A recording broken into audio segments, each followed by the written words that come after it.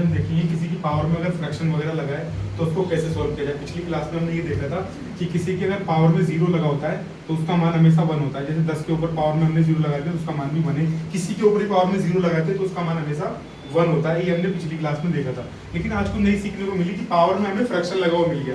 तो फ्रैक्शन के अंदर भी ये चीज देखी जाती है, जो 8 है, हम ऐसा क्या करें कि पावर में किसी की 3 लग जाए। तो हमने देखा कि 2 की पावर अगर हम 3 लेते हैं तो इसका मतलब होता है 2 गुणा 2 गुणा 2, ठीक है, बराबर 8। ठीक, इसका मतलब ये हो गया। तो हम इसको ये कह सकते हैं कि ये और ये चीज आपस में बराबर है। ठीक है, तो हम इसको ये लिख सकते हैं 2 की पावर 3, ठीक है, और 3 से 3 काट दिया, 2 की पावर 1, तो इस 2 आंसर आ गया हमारा 2। ठीक है, ऐसे ही 64 अपॉन पावर में 1/2 को कैसे सोल्व किया जाएगा ये चीज देखो।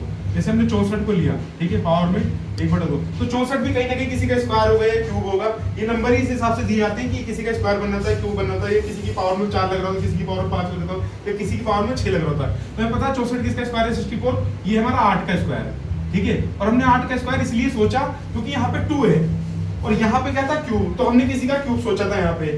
ठीक है, और यहाँ पे अगर 2 लगा हुआ है तो स्क्वायर सोचेंगे, अगर यहाँ पे 4 लगा हुआ है तो किसी की पावर 4 समझेंगे। ठीक है, तो यहाँ पे 2 लगा था इसलिए हमें 2 मिल गया। हमने 2 से 2 कैंसिल कर दिया, 8 की पावर 1 आ गया, अर्थात 8 आंसर आ गया हमारा।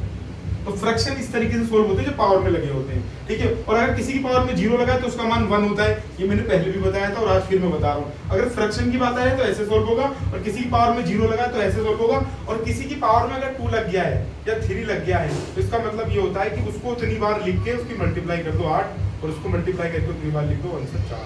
तो इस तरीके से होता है। इस तरीके से ये सोल्व होगा, इस तरीके से ये सोल्व होगा, इस तरीके से ये सारा हमारा सोल्व होगा।